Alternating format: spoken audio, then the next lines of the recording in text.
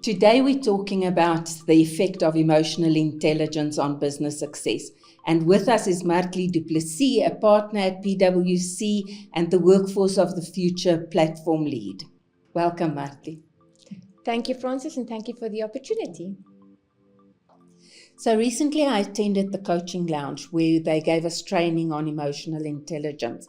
What they said is that emotional intelligence consists of 4 aspects: self-awareness, empathy, self-regulation, and social skills. Do you agree with that? Absolutely.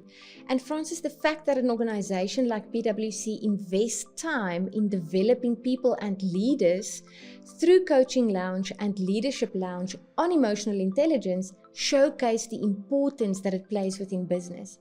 And the reason why this is so important, the ability to self-regulate, self-awareness, social styles and the like, is because it allows you to form better relationships, create an environment where people can be productive, and ultimately it hits the bottom line and your customer service and products that you deliver. Okay, so let's unpack each of them. The first question is, if we look at self-awareness, can you actually train somebody to be self-aware, or are they born that way? That's a very good question, and that's old age debates around nurturing and nature.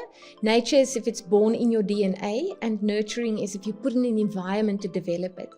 Obviously, you are born with some level of self-awareness, but it's definitely something that can be developed. And again, the PwC Coaching Lounge is evidence of that. And in order to develop that, you have to put a deliberate effort into understanding what it means. What is your level of self-awareness? And that's typically when you understand your weaknesses, your strengths, and what motivates you to respond in a particular way. And if you have a high level of self-awareness, your ability to connect with your team, with your customers, and the people around you are so much more impactful. And if we relate that back to business, that impact will then translate to either productivity or to the bottom line. That's clear that it impacts business success.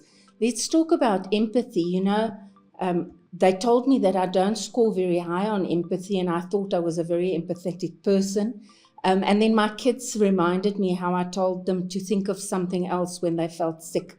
So obviously the coaching lounge tested me correctly. But what's your take on empathy? Empathy is the ability to comprehend somebody else's emotions.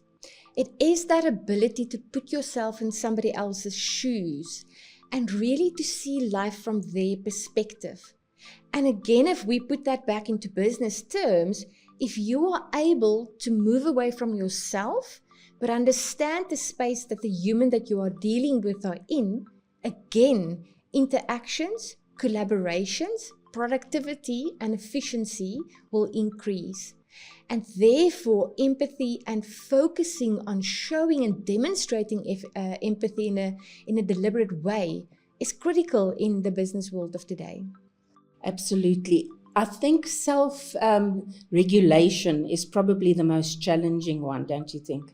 Absolutely. I mean, to regulate your emotions and to have control over your emotions sets the ability for the environment that you and your team work in. So if you're not able to to manage your frustration and your anger, you are going to create a culture of fear. But if you are able to create, through managing your emotions, a safe space, a space where people can invent, collaborate, fail, try, and succeed, then the best of your people will come to the fore. And obviously, again, that will be to the benefit of your project, your product or service, and ultimately to the reputation of your business. So how do you pick up whether somebody is self-regulated or is at risk? It's absolutely the ability to manage emotions and to demonstrate your emotion in a controlled way. So in other words, it's where logic still is present and where you can unpack problems or challenges in a logical way.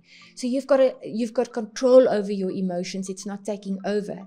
And a recent study at Yale demonstrated that people that can exercise self-control is actually better at decision-making because of the logic that kicks in, the unpacking of problems, and then also the creating of solutions. So it really boils down to self-discipline. Absolutely. But it's also self-awareness. We've spoken a little bit about self-awareness. It's understanding where your trigger point sits, and to manage it when that point is triggered in a way that then will come across in a productive manner.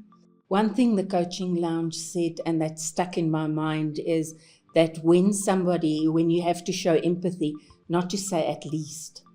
And I realized since then how often we say at least. Somebody's child is in crisis and you go, at least your other child is okay, type of thing.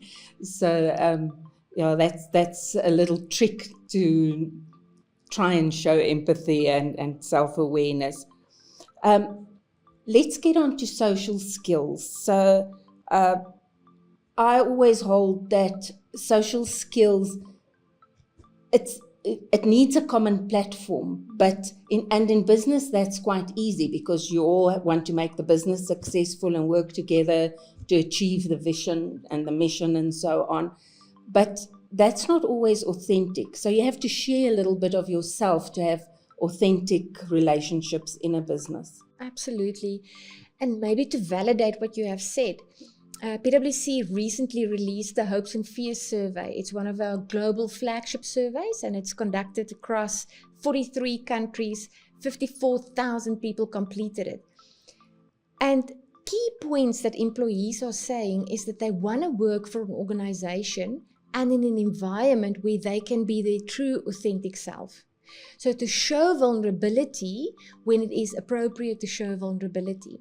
And it brings that entire context around diversity and inclusion, having respect for people with different cultures, different religion, different viewpoints. And that's social styles. It's the ability to operate effectively in the social environment that you are in, and equally so within the workplace. But authenticity is critical and key. It's very key to see if someone, or it's very quickly to see that someone is not authentic.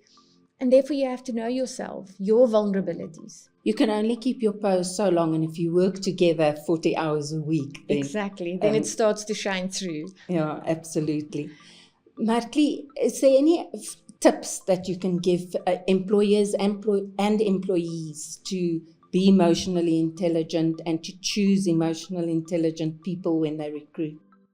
The critical point for business leaders today is that we live in an era where it is about commitment and it is about connection. It's about meaningful connection. And in order to get that right, emotional intelligence and all these things we've spoken about now, self-awareness, social skills, etc., plays a critical role. Organizations can't just bake it into their strategies, but they have to show it and demonstrate it as a commitment towards developing their people so that you can create these productive environments in which people can flourish, which will then spill over to the realization of your strategic objectives. At the end of the day, it shows that leaders must firstly be emotionally intelligent in order to permeate it throughout the organization. 100%, and leadership styles changed. It used to be command and control many years ago, but today it is about those emotional elements, servant leader style, leading from the back, helping people to remove challenges, helping them to be emotionally stable, and also support them in times of vulnerability. So there's a very different approach towards all of these emotional intelligence subjects. Yeah, the opposite of that is that you can also, or leaders also have to be emotionally intelligent enough to accept it when people lead up, obviously with respect, but it's sort of gone more towards the 360 type of management. That is absolutely true. And we are seeing that permeating in different shapes and forms in business. Today, it's not about job title, hierarchy, and the leadership title. It is about skill and expertise.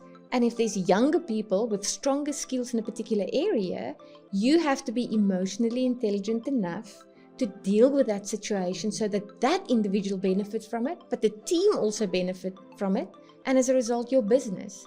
So yes, it puts a completely different angle to it. So I think it's clear that emotional intelligence plays a huge role in creating business success. And ultimately, it's business success that's creating jobs and creating a sound economy. So Marthle, thank you so much for your insights. It's been so valuable. Thank you. I enjoyed the conversation.